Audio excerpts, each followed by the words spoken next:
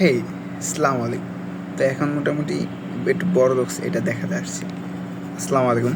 তো যেটা বলার জন্য আসছি সেইটা শুরু করি। তো আজকে আমার ক্লাসের টিচার আর কি বলছিল যে যারা পরীক্ষা দিছ এসএসসি কিংবা ডিপ্লোমা, এইচএসসি যারা দিছ, যেটা দিয়ে ফেলাইছো তো দিয়ে ফেলাইছই, খারাপ যেটা খারাপ হবার হয়ে গেছে, বাট ওইটা আর এখন পাল্টানোর কোনো নেই। বাট সামনে পাল্টানো যাবো অবশ্যই। ধরো আমি যেহেতু ডিপ্লোমাতে পড়ি, তো ডিপ্লোমার কথা বলি। ডিপ্লোমা ইন ইঞ্জিনিয়ারিংয়ে তুমি পরীক্ষা দিছ, রেজাল্টের দরকার আছে, অবশ্যই ভালো মার্কসের দরকার আছে। আর যে ভালো মার্কস পায় অবশ্যই তার কদর আছে। তো স্যার বলতেছিল যে আমার এমনও পরিচিত প্লেয়ার আছে যে ওদের রেজাল্ট কোনো মতে পাস করছে, কিন্তু ওরা ইন্ডাস্ট্রিতে যেয়ে ভালো করছে। ইন্ডাস্ট্রিতে গেলে তোমার স্কিল থাকা লাগবে। এক কথায় তেল মারা, ওই কথা বলা, ওই ইংলিশ, ওই যে কোনো স্কিল থাকা লাগবে। স্কিল ছাড়া কোনো লাভ নেই। তাইলে তুমি ইন্ডাস্ট্রিতে ভালো করা হবা। আর রেজাল্ট দেখে কয় আমি খালি ডিপ্লোমা ইন ইঞ্জিনিয়ারিং পড়া 1,00,000 টাকা বেতন পাইছি, খালি ডিপ্লোমা ইন ইঞ্জিনিয়ারিং।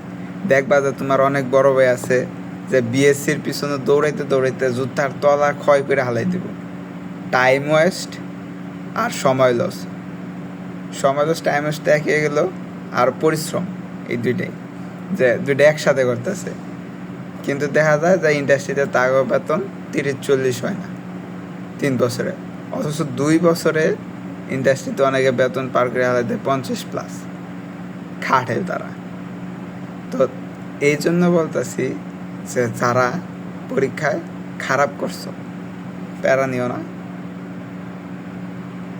ইন্ডাস্ট্রিতে যা পরিশ্রম করো, অবশ্যই ভালো কিছু পাবো।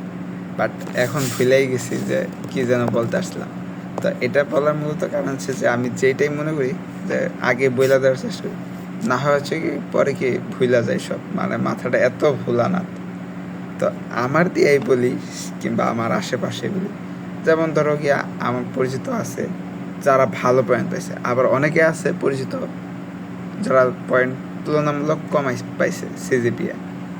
তো একজন সিজিপিএ 3.7+ পাইছে কিংবা 5+, আরেকজন 2.5+ পাইছে।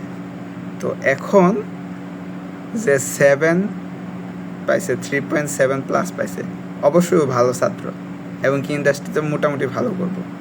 বাট যে 2.5 পাইছে, যদি ওর বাই স্কিল থাকে, আদার্স অ্যাক্টিভিটিস থাকে, তাইলে ও যে 3.7 পাইছে ওর থেকে বেশি বেতনে চাকরি করা হবে। এটাই ইন্ডাস্ট্রির ধারা কিংবা কাজ করার ক্ষেত্রে বাস্তব চিত্র যেটাই বলি। তো এইটাই মূলত হচ্ছে গিয়ে বলার বিষয় যে পড়াশোনার থেকে বর্তমানে স্কিল বেশি গ্রো করা উচিত। আমি শুধু ডিপ্লোমা ইন ইঞ্জিনিয়ারিং পড়া যদি 1,00,000 টাকা বেতন পাই, তোরা কে লেগা পাইতে না রে? আমি তো বিএসসি করি নাই, আবার সরকারি চাকরিও করি এখন। তো আল্লাহ হাফেজ, এ পর্যন্ত।